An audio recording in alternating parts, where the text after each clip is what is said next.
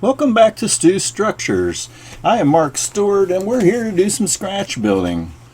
Oftentimes when you want something for your model railroad, it's just not available in kit form. So I'm here to show you how to go through the process of scratch building these structures for your model railroad. We'll go through the entire process of modeling from coming up with the resources, pictures, prints, measurements, to getting the materials for the structure, and then going through the whole process of building the structures. And then oftentimes you'll have the self-satisfaction of the fact that you built this for your model railroad and that no one else is going to have one exactly like it. This is an exciting process that we'll go through in this channel, and hopefully you'll learn how to scratch build structures for yourself. So sit back, grab a cup of coffee, grab your tools and your materials, and let's do some scratch building.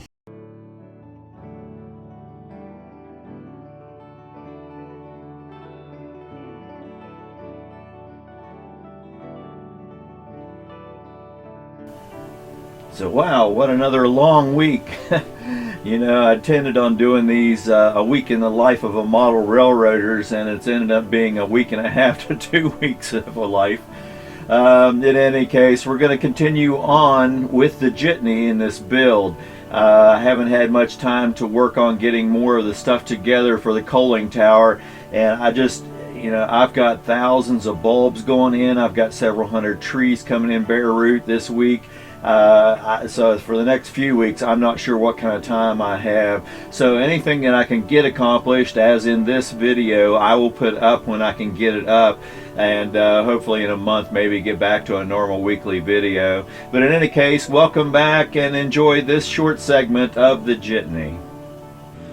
Now, when we left last week, we were building this Jitney that was used in West Virginia, and we had got a fair start on it, but we're accomplishing a little each week. So the main body, this had broke where the door connected at the top, so I'm coming back and re-gluing that top of the door seam back together and just putting this weight on it to hold it into place.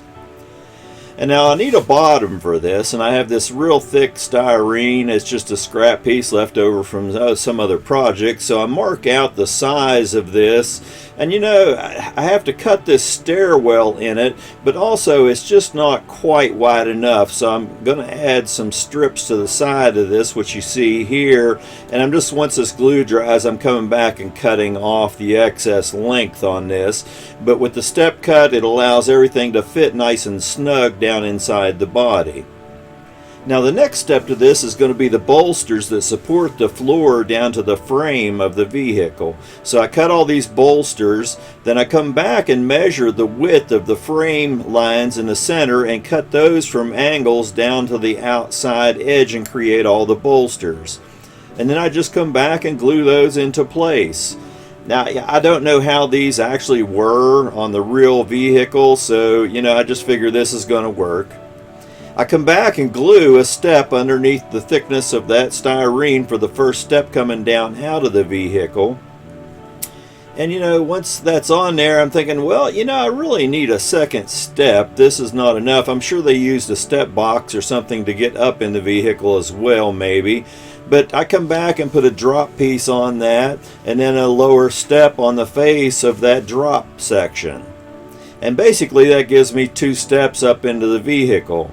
Now this needs to be supported to some degree, so I'm coming back and cutting these angles to add support onto the steps so that they don't get nudged or banged around.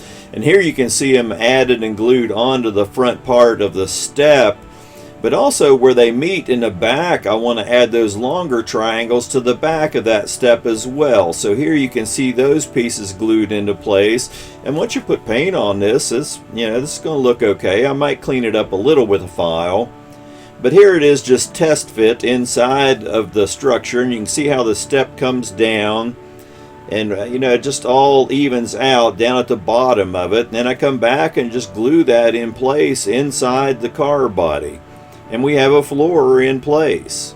Now we'll come back later with paint, but there's lots of things to glue on this. So right now I'm going to go ahead and finish off the front part of that truck. And remember, we had put these braces on for the bumper.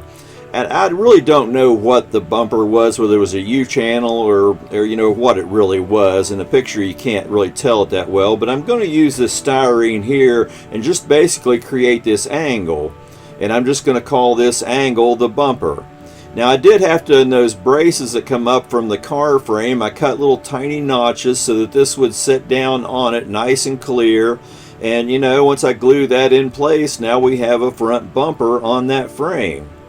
And that's the basis of the whole frame together. So I come back and just test fit this into place underneath. Everything seems to line up well, and we can add our frame onto the back of the frame that's here.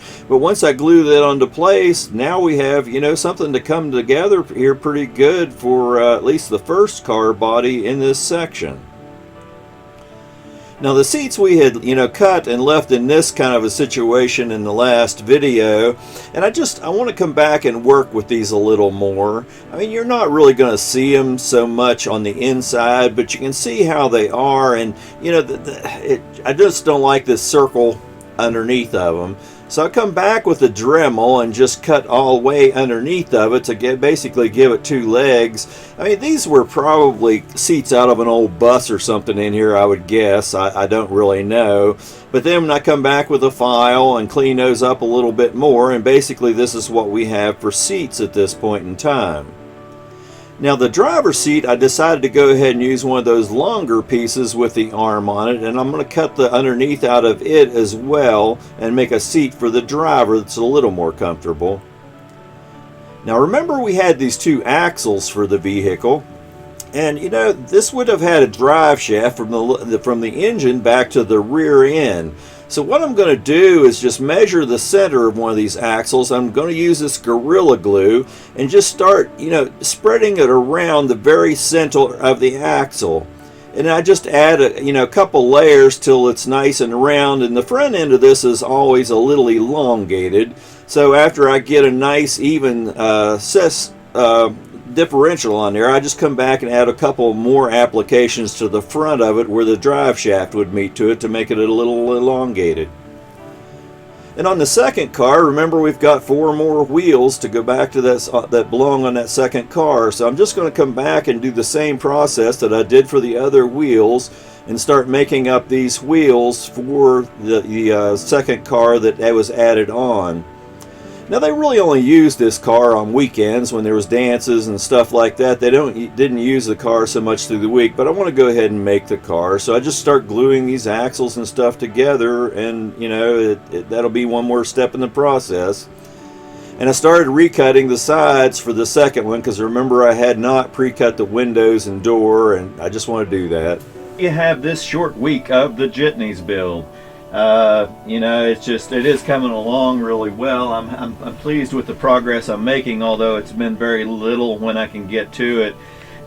You know, basically I'm getting up at sunrise and I'm working till after dark with my headset on, and everything I do is very physical. And you know, during the winter I just don't do that much physical stuff. So for the first couple weeks to a month of getting back to where I'm just busting my butt like a 20-year-old, which I am not anymore, you know, it really works on me till I can get my stamina and everything built back up again. So yeah, there's been several days this week when I came home, I was just done. I was laying down, maybe watching a video or two or something like that, or doing some research for the flowers I'm starting on this year, you know, just different things. But it did not involve sitting in front of my desk working on the Jitney.